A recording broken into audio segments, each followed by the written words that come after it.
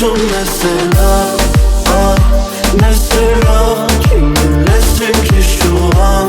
Sen bana bela gibi bir şeysin ama hoşta bir hava var, çok güzelsin ama sana inanamam.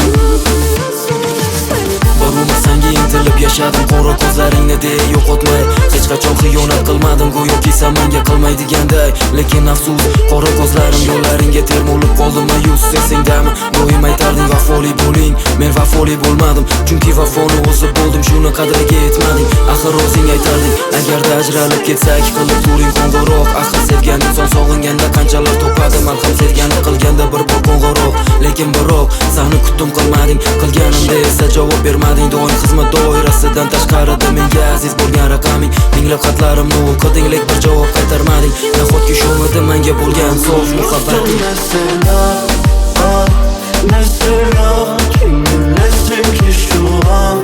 Sen bana bela gibi bir şeysin ama hoşta bir hava var, çok güzelsin ama sana inanamam.